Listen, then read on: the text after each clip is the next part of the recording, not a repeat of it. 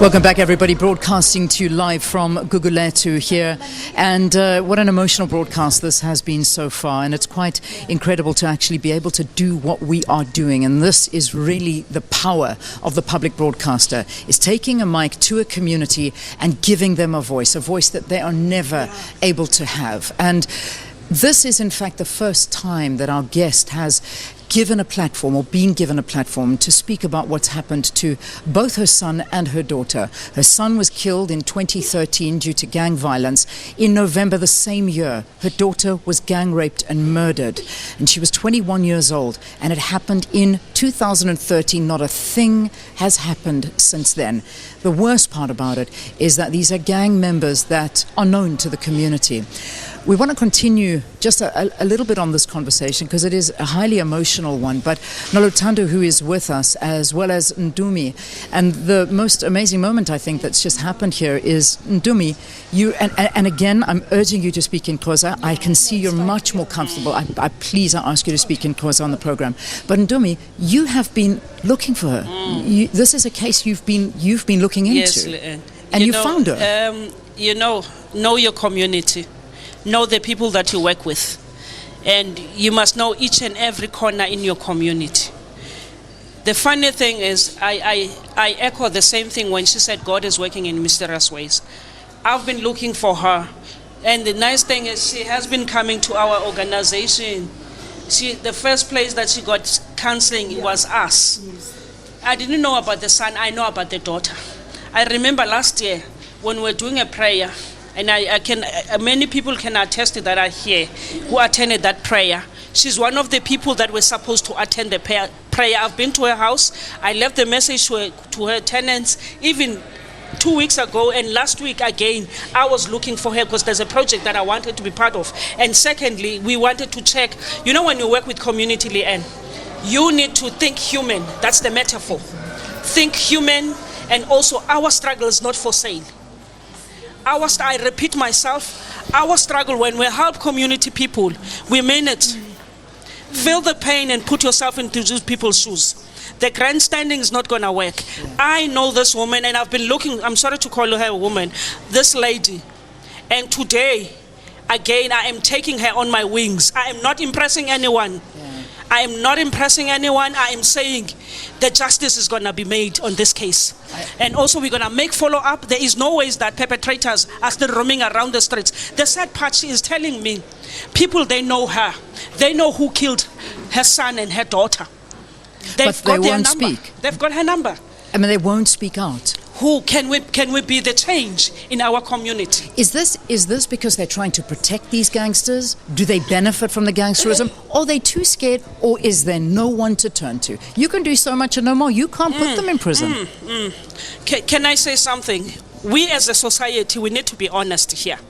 I repeat myself, if we talk of transformation, transform yourself. If the perpetrator is your son, report your son.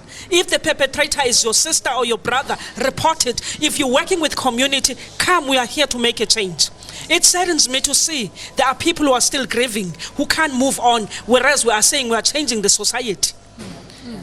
Whereas we're saying we're changing the society. How do you change the society when you're not part of the moving train? All you're doing is Mum, I'm going to give the mic back to you. And again, speaking Xhosa, please. Okay. This is a moment where perhaps there is a little bit of light for you, because for 6 years you've had nothing, no help. You've never been able to close this chapter. Not that you will ever close it, but to know that it feels like nobody cares. We are developing a broken society. How are you feeling today? How do you feel? I'm happy namhlanje. Njambulela ubawo. Ndiyambulela ubawo ngoba kungokokwenza kwakhe. It's not about abantu. Nam ndiprayela into yabantwana bami makhe khemani bahlazeke uSathana, makhe kuhlazeke uSathana. I was praying, ndiqhubekeka nokuthandaza into ba hayi man, andisoze ndithi ndiyiwarrior prayer kangaka kungabikho nto uthi noba ndibana nomuntu abuze ba hayibo into yomntanakho ithini into yayo. Ndiqonda ba if mna utasha esilondeni you touch fire, ngoba mna ndiyayazi ba rooted in Christ, ndihleli kubawo ndiyathandaza mna ndithetha noThixo wami into yoba khakurivile namhlanje is a revelation kabawo uThixo namhlanje undenza ndibe living testimony and nam kudala ndisithi as a result ndenza umsebenzi uThixo uyandisebenzisa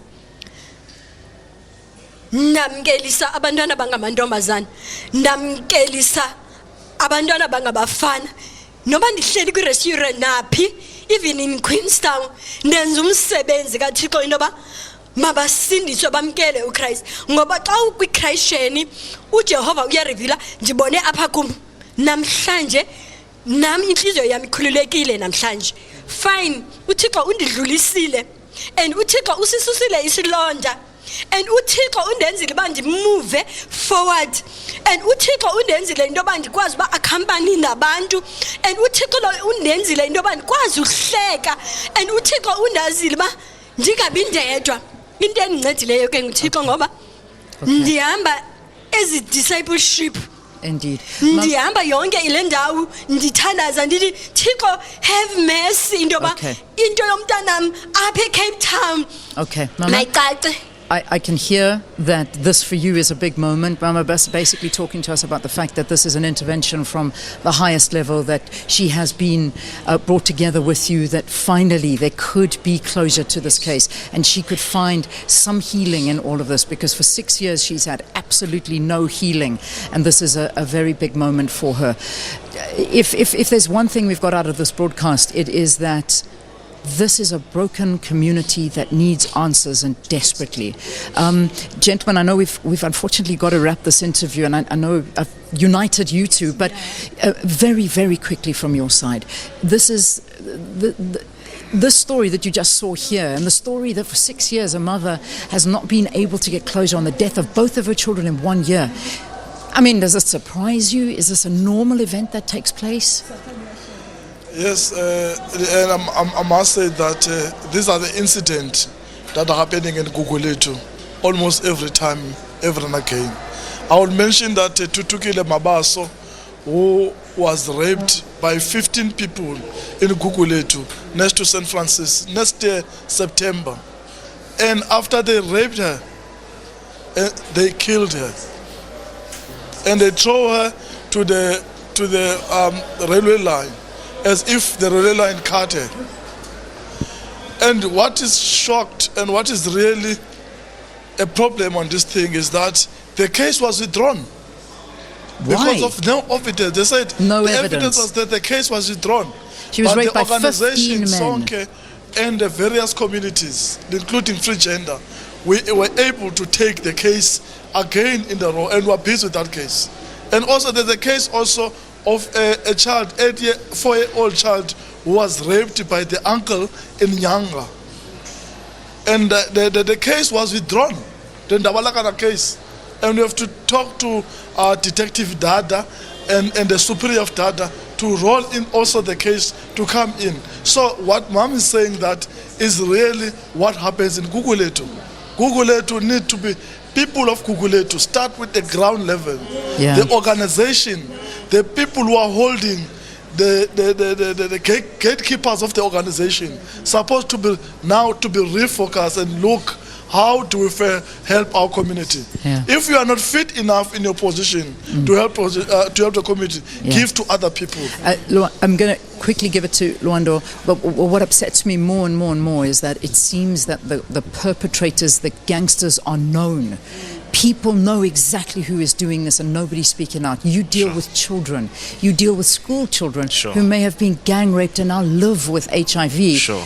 And their future is almost ruined because of it. But, you know, what is your final closing message, if you could keep it quite quick? I think my message would be is that let's unite as Gugulethu members. If SABS is failing on their side, at least we are trying on our side.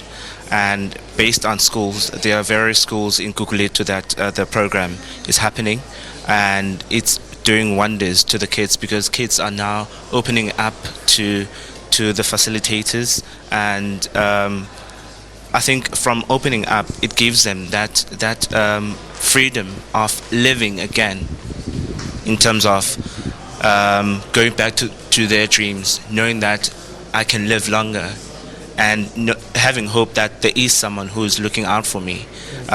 So those are one of the things that somebody cares. Exactly. Somebody actually Exactly. cares, and that's all that a human being needs and Definitely. deserves in life. And I thank all of you for being here. No props. And most importantly, I thank you for being so brave.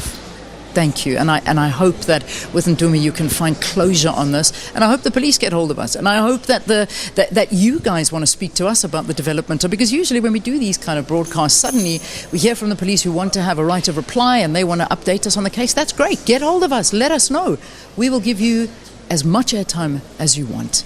Let's go back to the Johannesburg studio now, and we're going to get the sports news from Valen.